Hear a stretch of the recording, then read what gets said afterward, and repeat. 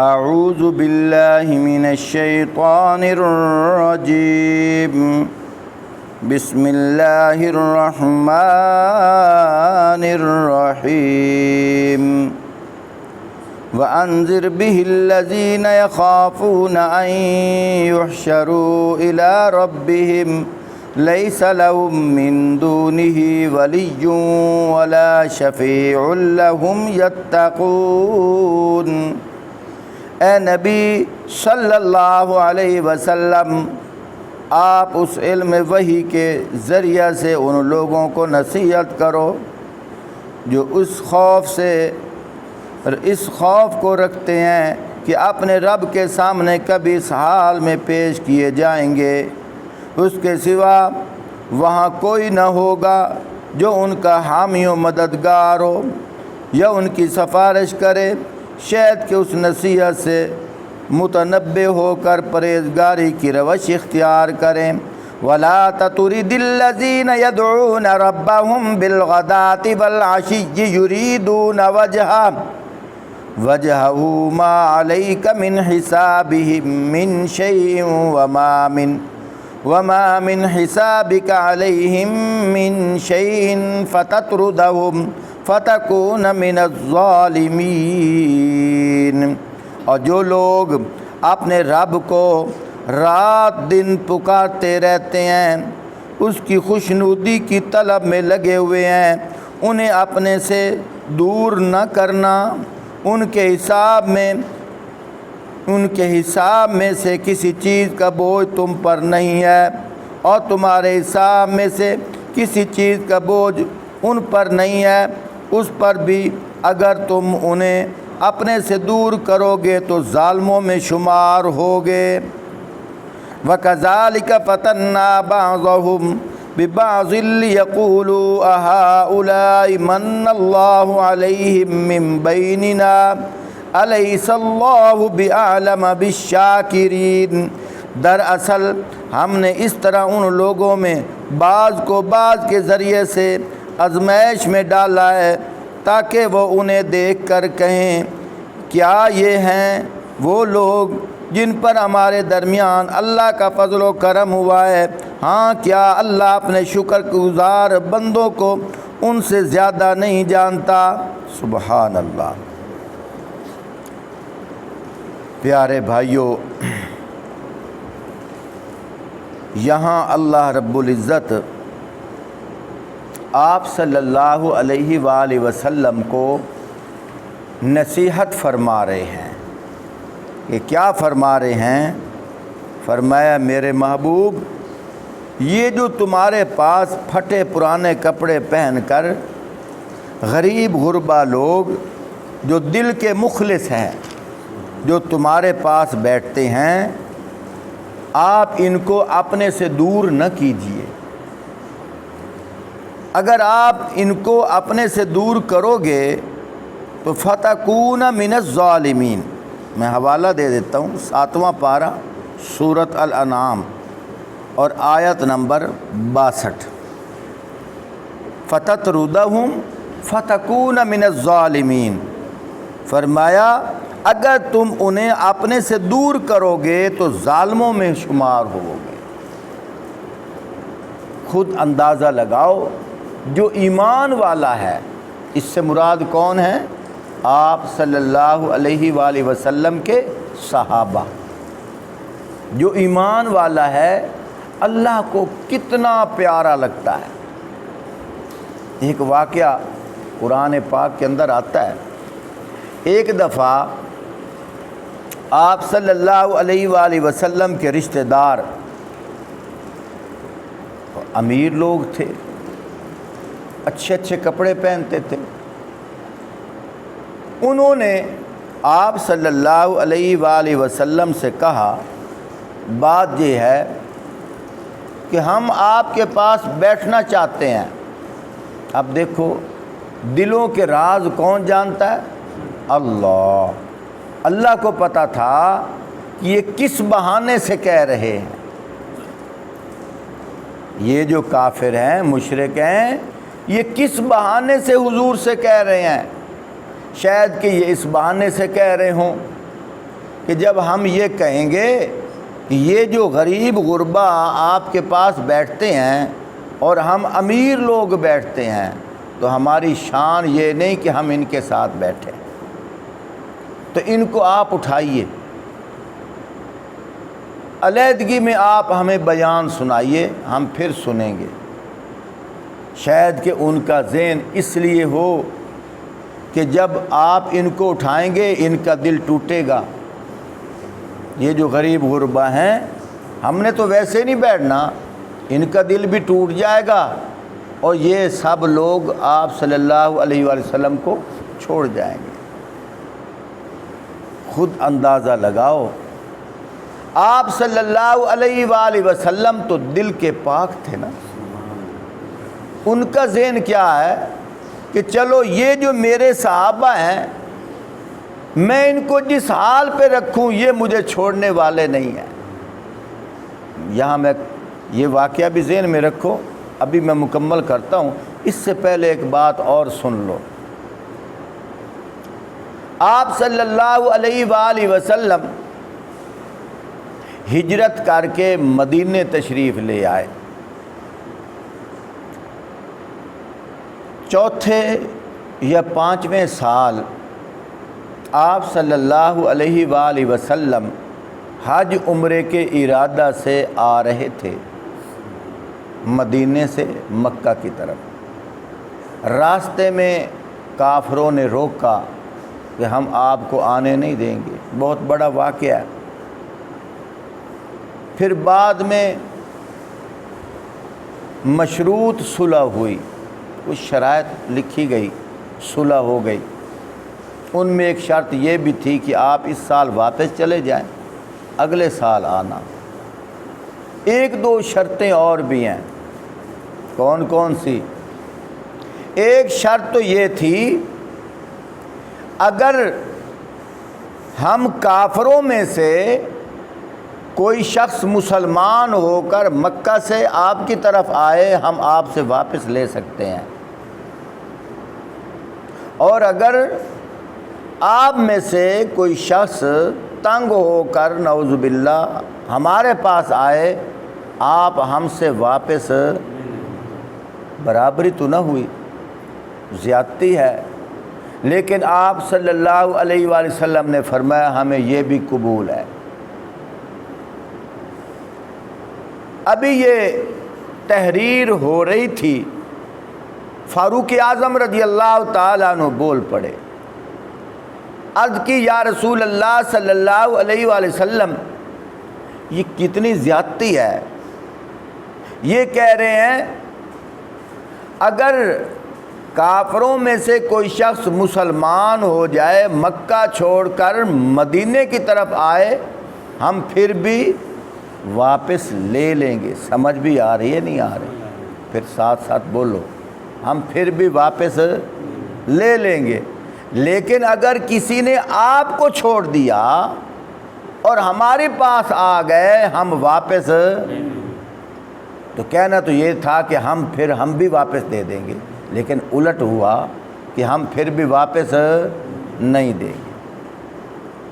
آپ صلی اللہ علیہ وآلہ وسلم کا اخلاق، خلوص، جذبہ، دین کے ساتھ محبت، انہوں نے یہ شرط بھی قبول کر لی۔ فاروق اعظم رضی اللہ تعالیٰ عنہ بول پڑے یا رسول اللہ صلی اللہ علیہ وسلم یہ کتنی زیادتی ہو رہی ہے۔ آپ صلی اللہ علیہ وآلہ وسلم نے فرمایا جس کا مفہوم یہ ہے، فرمایا عمر دیکھنے میں تو زیادتی ہے، اصل میں اس میں بھی ہمارا فائدہ ہے۔ یا رسول اللہ وہ کیسے؟ فرمایا بات یہ ہے اگر ان میں سے کوئی شخص مسلمان ہو کر ہمارے پاس آ گیا، فضائل اعمال کے اندر ہے، ابھی معاہدہ ہو رہا تھا اسی وقت دو صحابی مکہ سے بھاگ کر آ بھی گئے تھے، مکہ سے بھاگ کر آ بھی گئے تھے، اور انہوں نے اسی وقت کہا یہ تو ہمیں دو نا، اور اس وقت وہ کہہ رہے تھے یا رسول اللہ صلی اللہ علیہ وآلہ وسلم انہوں نے ہمیں زنجیروں سے باندھ رکھا تھا، آپ پھر ان کو دے رہے ہو، یہ تو ہمیں نہیں معاف کریں گے، ہمیں نہیں چھوڑیں گے۔ لیکن آپ صلی اللہ علیہ وسلم نے فرمایا اب میں نے وعدہ کر لیا ہے، اب تم واپس جاؤ، اب میں نے وعدہ کر لیا، تم واپس۔ خود اندازہ لگاؤ اس وقت کیا کیفیت ہوگی کہ کافروں کے جتھے میں پھر دیا جا رہا ہے، لیکن صحابہ کا دل ٹوٹا نہیں، صحابہ واپس چلے گئے اور ساتھ دعا بھی دی۔ کیا دعا دی؟ جاؤ اللہ تمہاری مدد کرے گا، جاؤ اللہ تمہارے لیے کوئی راستہ نکالے گا۔ راستہ کیا نکلا؟ سبحان اللہ، فضائل اعمال میں پڑھ کے دیکھنا، راستہ یہ نکلا ان سے تو قید ہو گئے، آ رہے ہیں راستے میں یہی صحابی 2 شخص گرفتار کر کے لے کے جا رہے تھے۔ راستے میں اس صحابی نے کہا یار تیری تلوار تب بڑی زبردست ہے، وہ شوخی میں آ گیا، اس نے کہا واقعتاً بہت زبردست ہے، یہ دیکھ لے، یہ دیکھ لے۔ جب صحابی نے تلوار پکڑی نا، اس کا خاتہ وہیں تمام کر دیا۔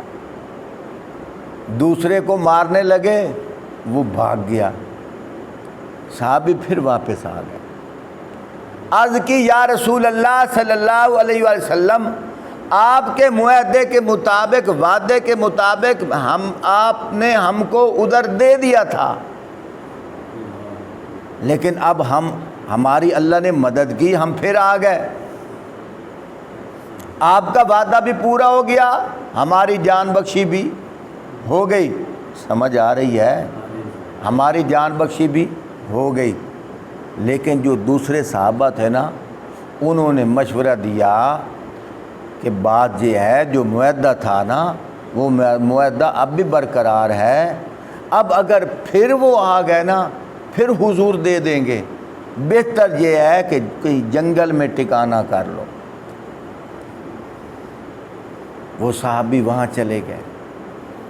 جب وہاں چلے گئے، اسی طرح اور بھی صحابہ جو کافروں سے تنگ ہو کر آتے تھے، تو صحابہ سے جب ملاقات ہوتی تو ساتھی مشورہ دیتے کہ فلاں جگہ تم بھی چلے جاؤ، کہیں تمہیں واپس نہ بھیج دیا جائے۔ جاتے جاتے کم و بیش 50 کے قریب ہو گئے۔ کتنے ہو گئے؟ 50 کے قریب ہو گئے۔ اور پھر انہوں نے سوچا یار کیا کریں، حضور سے بھی دور ہیں، حضور سے بھی دور ہیں، یہ کب تک رکاوٹ رہے گی؟ انہوں نے کہا ہم کوئی ذریعہ تلاش کرتے ہیں۔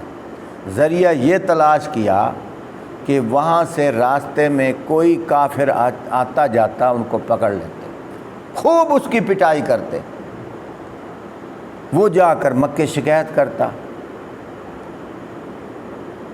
جب مکے شکایت کرتا، وہ شکایت لے کر ادھر آتے، آپ صلی اللہ علیہ وسلم فرماتے میرا تمہارا معاہدہ ہوا تھا کہ اگر میرے پاس آئے، اگر جب میرے پاس آئیں گے تو آپ لے جانا، میرے پاس تو نہیں ہے۔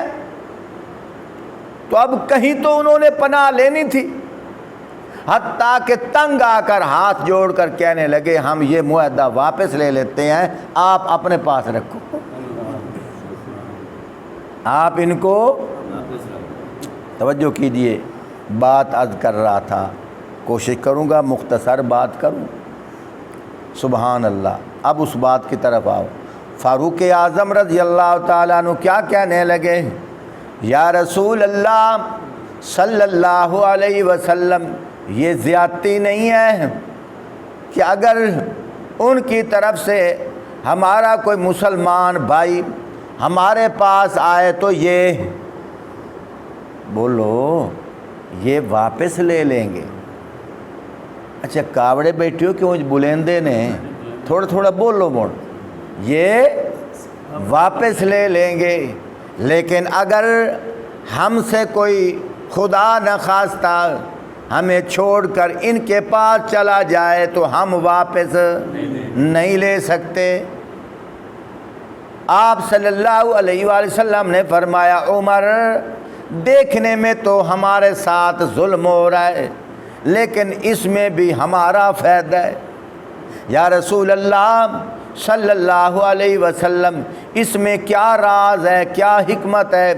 فرمایا عمر پہلی بات تو یہ ہے، یہ جو کہہ رہے ہیں کہ آپ سے جو جدا ہوگا ہم واپس نہیں دیں گے، پہلی تو بات یہ ہے جو ہمارا ہے ہمیں چھوڑے گا نہیں،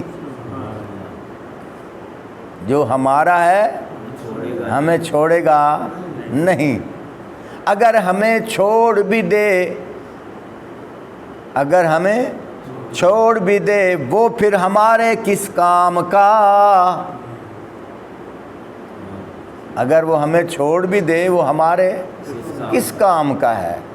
پہلی بات تو یہ ہے ہمیں چھوڑے گا نہیں، اور دوسری بات یہ ہے اگر ان کی طرف سے کوئی مسلمان ہو کر ہمارے پاس آئے، اگر یہ واپس بھی لے لیں وہ جہاں بھی رہے گا ہمارا بن کے رہے گا،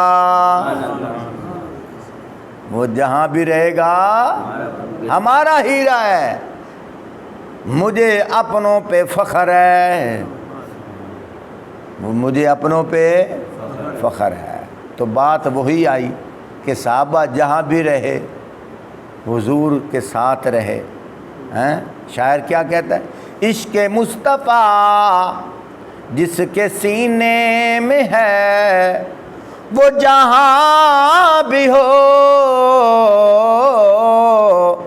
مدینے میں ہے، چاہے جنگل میں بسیرا کیا دل تو مدینے میں ہے نا، وہ جہاں بھی ہو مدینے میں ہے، اتنی خوشبو عطروں میں کہاں جتنی خوشبو میرے محبوب کے پسینے میں ہے۔ خیر بات مختصر کرتا ہوں، یہاں اللہ پاک کیا فرما رہے ہیں؟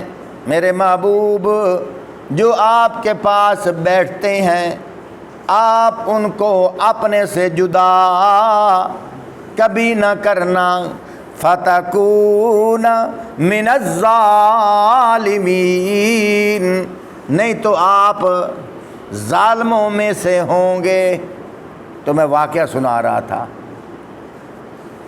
کہ مکہ کے جو مالدار تھے، رشتہ دار بھی تھے آپ صلی اللہ علیہ وسلم کے اور مالدار تھے، انہوں نے کہا ہم تو قیمتی کپڑے پہنتے ہیں، ٹھاٹھ سے رہتے ہیں، ہمارا دل کرتا ہے ہم آپ کے پاس بیٹھیں، لیکن یہ غریب غربا جن کے کپڑوں پہ پیوند لگے ہوئے ہیں یہ بھی آپ کے پاس بیٹھے ہوتے ہیں، ہمیں یہ بات زیب نہیں دیتی، آپ ان کو اٹھا لیجئے نا، اکیلے آپ ہمیں توحید کا سبق سنائیے پھر ہم سنیں گے۔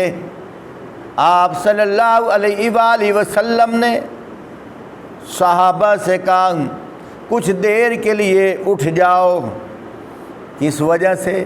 یہ مان تھا، یہ مان تھا، یہ فخر تھا کہ اگر میں ان کو اس طرح کہہ بھی دوں ان کو غصہ بھی نہیں آئے گا، ان کا دل بھی نہیں ٹوٹے گا، کیوں؟ مجھے ان پہ اعتماد ہے اور ان کو مجھ پہ اعتماد ہے، ٹھیک ہے نا؟ تو صحابہ کو ایک دفعہ اٹھا دیا، لیکن دلوں کے راز کون جانتا ہے؟ اللہ۔ گھر میں ایک غریب آدمی، نابینا آدمی، غریب بھی اور نابینا بھی، اس کے دل میں خیال آیا، شوق آیا، تڑپ آئی کہ یار میں یہاں کیا کر رہا ہوں، میں جاؤں نہ جا کر حضور کی صحبت میں بیٹھ جاؤں۔ اسے پتہ نہیں تھا کہ ادھر کیا ہو رہا ہے، اسے پتا کہ ادھر کیا ہو رہا ہے، بس میں جاؤں حضور کی صحبت میں جا کے بیٹھ جاؤں۔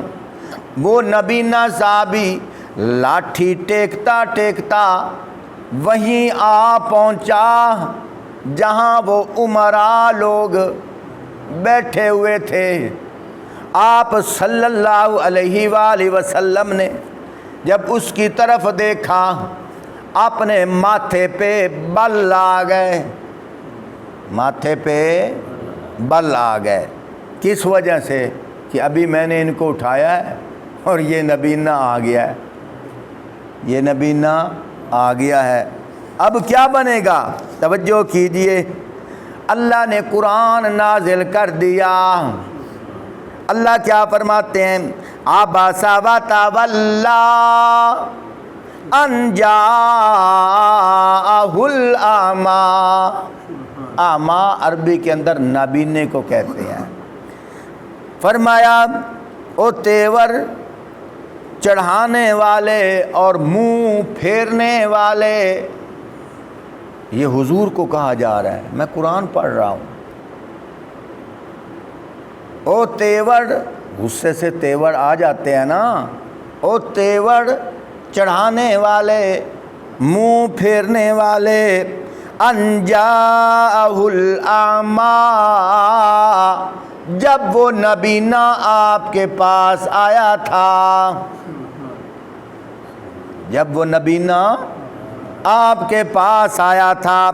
وَمَا يُدْرِيكَ لَعَلَّهُ يَزَّكَّىٰ، فرمایا آپ کو کیا خبر، شاید کہ وہ آپ کا بیان سن کر وہ نبینا اپنے آپ کو سنوار لیتا، وہ پاکیزگی اختیار کر لیتا، آپ کی صحبت کا اس کے اوپر رنگ چڑھ جاتا۔ کیوں؟ میرے محبوب امراء بھی آئے بیٹھے تھے، یہ نبینا غریب بھی آیا تھا، ظاہری طور پر وہ بھی محبت والے بن کے آئے بیٹھے تھے، لیکن یہ بھی آیا بیٹھا تھا۔ میرے محبوب دلوں کے راز تو میں جانتا ہوں، میرے محبوب یہ دل کا صاف تھا، یہ نبینا دل کا صاف تھا، اور یہ دل کے اندر ان کے دلوں میں چور تھے۔ میرے محبوب میرے محبوب میرے محبوب، میں اللہ فیصلہ کر کے بتا رہا ہوں، چاہے جتنے امراء آئیں، چاہے جتنا اپنا مال پہ فخر کرنے والے ہیں، لیکن یہ جو نبینا صحابی ہے اس کے جوتوں کے برابر بھی نہیں ہے، میرے ہاں اس کا مرتبہ ہے۔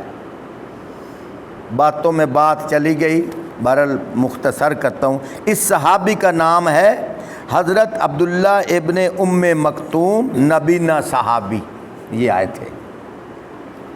تو وہ فضائل اعمال کے اندر بھی ہے نا، آپ صلی اللہ علیہ وآلہ وسلم نے فرمایا اس شخص کے متعلق تم کیا جانتے ہو؟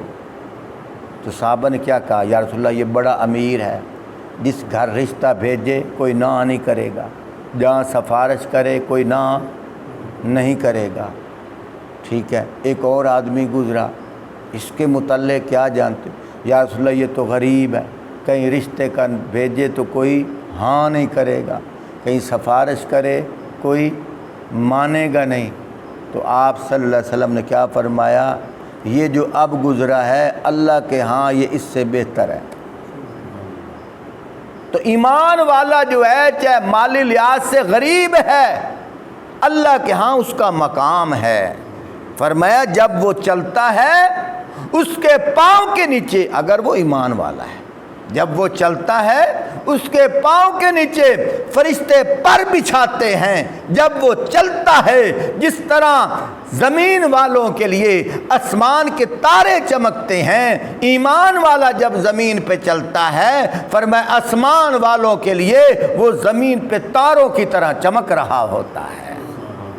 اللہ ہمیں صحابہ سے محبت کرنے کی توفیق عطا فرمائے، اور مرتے وقت اللہ ہمیں کلمہ ایمان نصیب فرمائے۔